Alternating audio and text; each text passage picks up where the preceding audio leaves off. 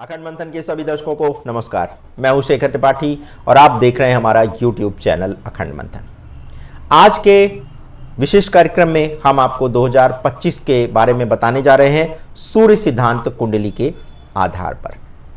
तो सूर्य सिद्धांत कुंडली का क्या अर्थ है और इसके माध्यम से भविष्य की गणना कैसे की जाती है, तो चलिए इसी बारे में आपको जानकारी देते हैं।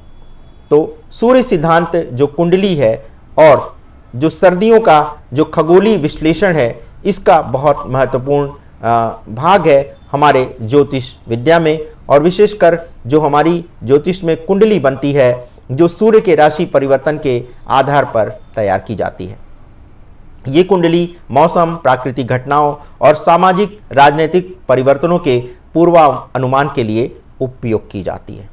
जैसा कि आप जानते होंगे कि दिसंबर 2024 से जनवरी 2025 के बीच का समय ज्योतिषी दृष्टिकोण से बहुत महत्वपूर्ण बताया गया था, क्योंकि ग्रहों की स्थिति बहुत ही दुर्लभ रही है इस समय अंतराल में। तो आज हम आपको 2024 से जो समय शुरू हुआ है और 2025 की सर्दियों के मौसम में जो आने वाला समय है, उसका विवरण देने जा रहे हैं। तो चलिए आपको पहले कुछ पृष्ठभूमि बताते हैं कि सूर्य का जब धनु राशि में प्रवेश यानी 15 दिसंबर 2024 को सूर्य का जब धनु राशि में प्रवेश हुआ है, तो इस कारण आप देख रहे होंगे कि अत्यधिक ठंड इसके कारण बढ़ी है और ये जल तत्व को सक्रिय कर रहा है। सूर्य का ये गोचर सर्दियों को कठोर बनाने वाला है। मंगल पहले से ही कर्क राशि में स्थित है, जो जल तत्व की राशि है। मंगल का 6 दिसंबर 2024 को रेट्रोग्रेड होना यानी वक्री होना और कर्क राशि में रहना, ये भी ठंड की जो स्थिति है उसको बढ़ाने वाला है। कर्क, वृश्चिक और मीन ये तीनों जल तत्वों की राशियां हैं और इन पर ग्रहों का प्रभाव सर्दियों के मौसम को चरम पर ले जा सकता है। चंद्रमा का मृगशिरा नक्षत्र में गोचर। सूर्य सिद्धांत कुंडली के अनुसार चंद्रमा मृगशिरा नक्षत्र में प्रवेश करेंगे और मृगशिरा मंगल के नक्षत्र में जब आता है और मंगल जल तत्व राशि कर्क में पहले से ही स्थित है, तो ये स्थिति भी अत्यधिक बर्फबारी, कोल्ड वेव्स यानी शीतलहर और अचानक तापमान में गिरावट का भी संकेत दे रही है। अब बात करते हैं 2025 के विशेष प्रभाव की। तो 21 जनवरी 2025 तक बर्फीले तूफान और चरम सर्दी का सामना लोगों को करना पड़ेगा। दिल्ली एनसीआर में तापमान -3 डिग्री सेल्सियस तक भी गिर सकता है। इसी के साथ पहाड़ी क्षेत्रों में तापमान -13 डिग्री सेल्सियस तक भी गिरने की संभावना दिखाई दे रही है। सर्दी के कारण फसलें प्रभावित होंगी और आपूर्ति श्रृंखलाएं बाधित होती हुई दिखाई देंगी। इसी के साथ मकर संक्रांति यानी 13 जनवरी 2025 का जब समय आएगा, तो सूर्य मकर राशि में प्रवेश करेगा और इस समय चंद्रमा कर्क राशि में रहेंगे और पूर्णिमा का योग भी बनता हुआ दिखाई देगा। तो सूर्य और चंद्रमा के बीच विरोधाभास जो होने वाला है, वो भी ठंड को चरम सीमा पर ले जाने वाला है। तो अत्यधिक ठंड के कारण आपातकालीन स्थितियां भी उत्पन्न होती हुई देखी जाएंगी और इसी के साथ बर्फबारी के कारण पहाड़ी क्षेत्रों में संपर्क मार्ग बंद हो जाएंगे।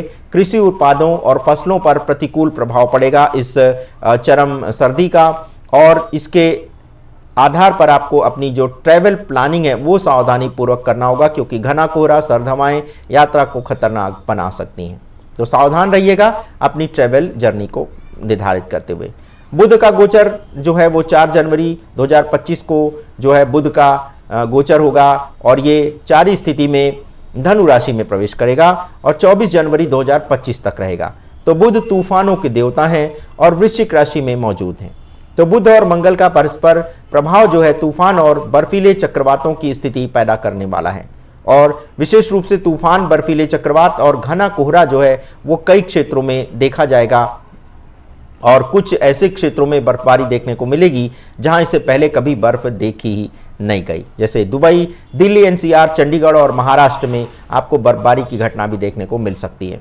और फसलें विशेषकर मौसमी फसलें जैसे सेब और पहाड़ी सब्जियां जो है वो व्यापक रूप से प्रभावित होने वाली हैं। इन वस्तुओं की कीमत आसमान छू सकती है।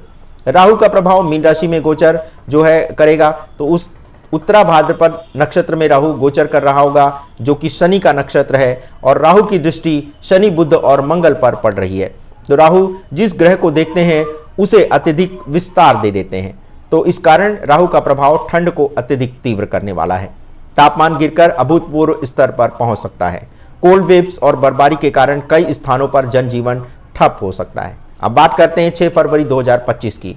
तो मंगल का पुनः गोचर 24 फरवरी 2025 को जो है वो वक्री से सीधा मिथुन राशि में प्रवेश कर जाएंगे और ये स्थिति थोड़ी राहत देती हुई दिखाई दे रही है, लेकिन ठंड का प्रभाव खत्म नहीं होगा। तो फरवरी 2025 से ठंड में आपको थोड़ी राहत मिलेगी, लेकिन अप्रैल 2025 तक सर्दी बनी रहेगी। अप्रत्याशित रूप से अप्रैल के महीने में भी ठंड का असर आपको देखने को मिलेगा।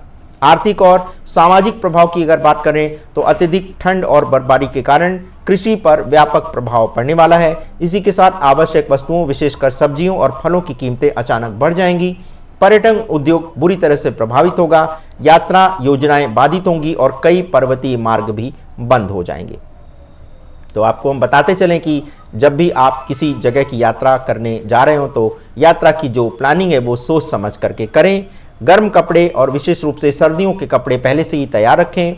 आवश्यक खाद्य और स्वास्थ्य सामग्री का भंडारण करें और कृषि और मौसमी वस्तुओं में निवेश करते समय सावधानी पूर्वक जोखिम विवरणों को पढ़ें। तो 2025 की सर्दियां अभूतपूर्व और चरम स्थिति में होने वाली हैं। ग्रहों का प्रभाव स्पष्ट रूप से ये संकेत दे रहा है कि तापमान में रिकॉर्ड तोड़ गिरावट होगी। कई क्षेत्रों में बर्फबारी और तूफानों के कारण आपातकालीन स्थितियां उत्पन्न होती हुई देखी जाएंगी और ये समय न केवल मौसम के लिए बल्कि आर्थिक और सामाजिक दृष्टिकोण से भी बहुत महत्वपूर्ण रहेगा। इसलिए तैयार रहें, सतर्क रहें और सावधानी पूर्वक ही अपनी यात्रा की योजना बनाएं। तो जैसा कि अभी आप ये देख रहे हैं कि अभी दिसंबर का ये समय चल रहा है, लेकिन इस समय जो है ठंड उस तरह से नहीं पड़ी दिखाई दे रही है। लेकिन ऐसा कहा जा रहा है कि जनवरी, फरवरी, मार्च और अप्रैल तक ठंड देखने को मिलेगी। तो आप समझ सकते हैं कि ग्लोबल वार्मिंग का जो संकेत हमें वैज्ञानिकों के द्वारा भी दिया जा रहा है और ज्योतिष के माध्यम से भी दिया जा रहा है, वो जो है एक तरह से एक ही निष्कर्ष की ओर हमें ले जाता हुआ दिख रहा है। यदि आपको भी हमारे चैनल की भविष्यवाणियाँ अच्छी लगती हैं, कंटेंट अच्छा लगता है, तो इसे लाइक, शेयर और सब्सक्राइब करना मत भूलिएगा। अगले एपिसोड में मिलते हैं कुछ रोचक जानकारियों के साथ। तब तक के लिए हमें अनुमति दें। धन्यवाद। नमस्कार।